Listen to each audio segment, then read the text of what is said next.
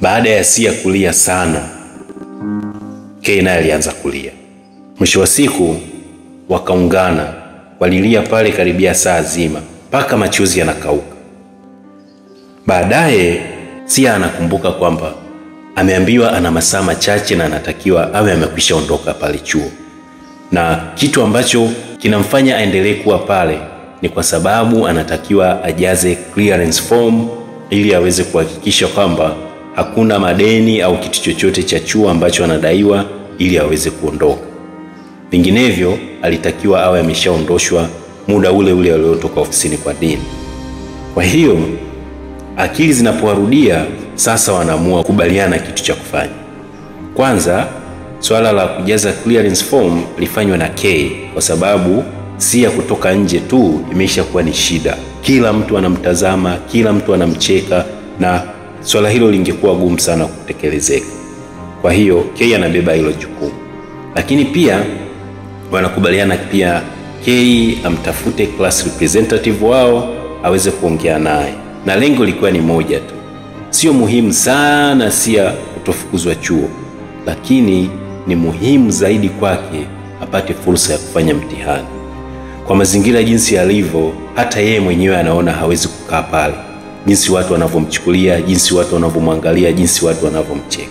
Kwa hiyo kuondoka pia ni sehemu ya yeye kuwa salama zaidi.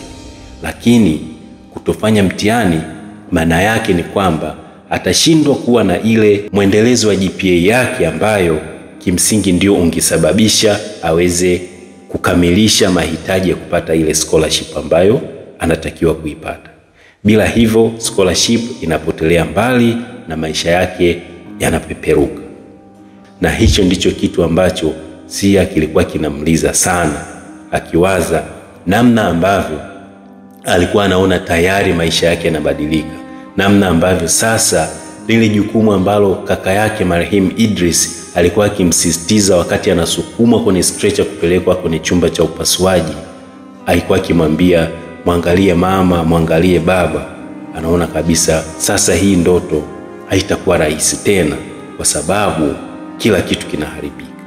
Hicho ndicho kitu ambacho kila alipokuwa akifikiria lazima aanze tena kulia. Kay akafanya alichofanya, na baada ya muda tu akawa amekwisha kamilisha.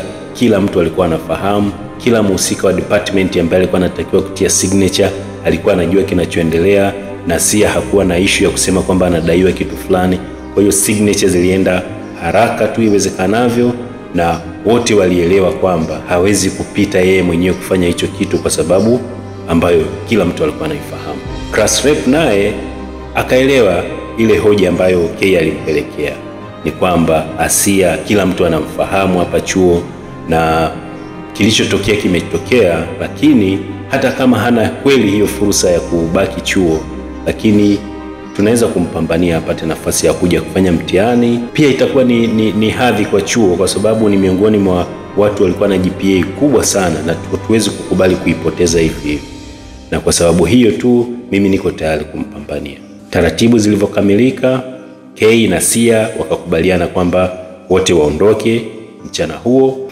Sia aliamua kwamba siwezi kulala chuo, lazima niondoke nikalale mjini kwa ajili ya maandalizi ya safari. Kay naye akaona sio busara kumwacha peke yake. Kwa hiyo wakakubaliana waondoke pamoja, wakalale mjini. Na wakati Kay anarudi chuo kesho yake asubuhi, ndio Sia naye atakuwa katika safari ya kurudi zake Moshi. Utaratibu ulikuwa ni kwamba watafute gari la kwenda Musoma ili waweze kupitia Musoma, Mugumu, Serengeti, waje kutokezea Karatu, alafu Arusha na baadaye Moshi. Na hiyo ilionekana ndio safari itakuwa ni nzuri zaidi, kwa sababu japokuwa ndio safari Sia pia alikuwa anapendelea ili kupita katika hifadhi za wanyama, lakini pia kwa wakati huu ni nzuri zaidi kwake kuliko safari nyingine ambayo ingekuwa na attention ya watu wanasoma magazeti, watu wanamtazama. Lakini njia hii huwa haina mabasi mengi ambayo yanafuatana kwa pamoja, na kwa maana hiyo kama atafanikiwa tu kujifunika sura yake, maana yake atakuwa katika nafasi nzuri ya kuonwa na watu wachache. Asubuhi ilipofika, Kay akarudi chuo, Sia akaanza safari ya kwenda Moshi. Akiwa safarini sasa, kila hatua anayokwenda ndivyo kumbukumbu zinavyozidi kumrudia. Mawazo yanazidi kumjaa. Anatazama miti, milima ikitembea, lakini akili yake nayo inatembea nayo. Mara akumbuke siku ambayo Idris alikuwa akimtamkia yale maneno akiwa amesimama katika korido hospitali ya KCMC. Stretcher inapitishwa, anajaribu kuifukuza, anapita sehemu. Manesi wanamwambia kwamba kuanzia hapa uruhusiwi kwenda. Idris anapunga mkono kwa shida akimwambia muangalie mama, muangalie baba, na hakumuona tena mpaka walipokuja kwenda kufanya mazishi. Machozi yanazidi kumtoka kiasi ambacho akiangalia tena nje, ile miti na milima inakuwa kama kuna mvua, jinsi ambavyo uoni wake unavyokuwa umefunikwa na machozi. Safari yote hiyo hakuweza kupata lepe la usingizi. Mawazo ni tele, kila kitu kinamrudia akilini. Anaanza kukumbuka mara kadhaa ambazo alikuwa akipigiwa simu na mtu ambaye asimfahamu akimwambia kwamba anamhitaji aende katika hoteli ya Tema, na kama hatafanya hivyo atamdhalilisha. Hii ilitokea baada ya Sia kupokea simu ikiwa imepigwa mara nyingi huko anakata. Baadaye akiwa na hasira akasema ngoja nipokee ili nimtukane. Baada ya kuambiwa hivyo akakata simu haraka na kumtukana. Baadaye akaanza kupokea message za vitisho zikimwambia kwamba utadhalilika kiasi ambacho utakimbia mji, hautoamini.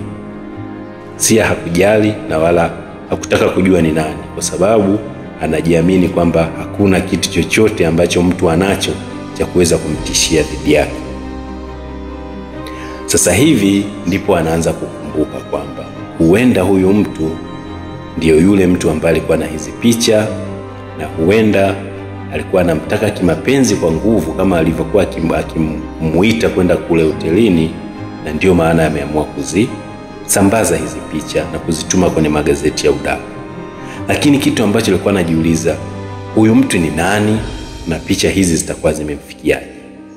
Inawezekana kweli ni mpango wa Amani kwa sababu ya yale maneno ambayo amemwambia na vile ambavyo amekuwa akimkataa wakati wote. Inawezekana kwamba ameamua kumfanyia kitu hiki baada ya kupewa hiyo simu ambayo ilikuwa na picha hizo. Je, inawezekana hivi vitu vimemfikia kwa bahati mbaya huyu mtu? Na inawezekanaje zimfikie kwa bahati mbaya halafu aweze kumtambua na aweze kupata namba yake ya simu na anaweza kumpigia simu namna hiyo? Haya ni mambo ambayo yalikuwa bado yanaendelea kumsumbua Sia akilini. Lakini hakuna jibu ambalo lilikuwa linakuja. Baadaye anafika Moshi.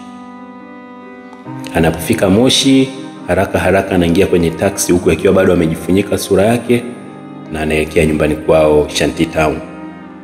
Anapofika nyumbani, getini anafunguliwa na house girl. Anapomuona tu kama sura inabadilika, Sia anagundua. Anamuuliza, vipi, mama yupo?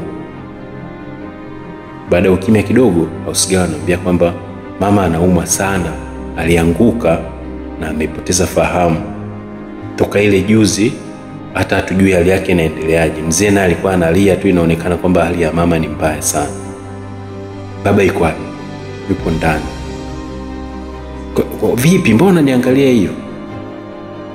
Ausigela akamjibu, wanajua. Si hapo fika mshuka tena, Mungu wangu, inakuwaje tena hapo? Anyway, mzee huwa ni mtu wa kuelewa na ananijua. Ngoja niende.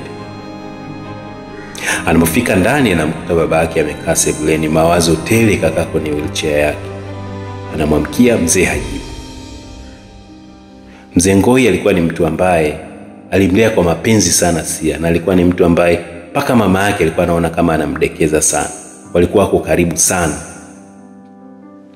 Sia anaona leo mzee Ngoi haitiki salamu yangu, kweli leo ni noma. Inabidi hapo aanze kujitetea.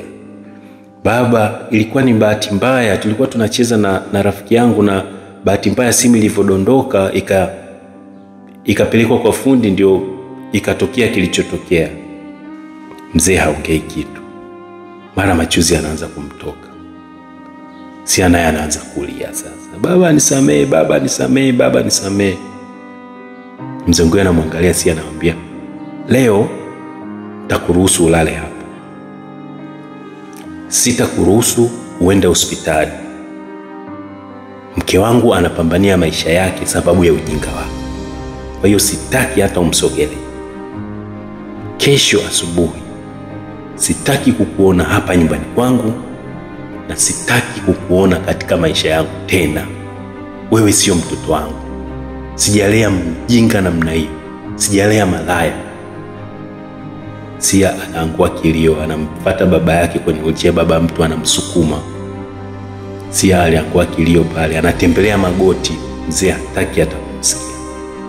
Mzee akasukuma wheelchair yake, kaingia chumbani, kajifungia. Sia naye kajikongoja, mabegi kaacha pale, kaingia ndani, kajitupa kitandani, analia.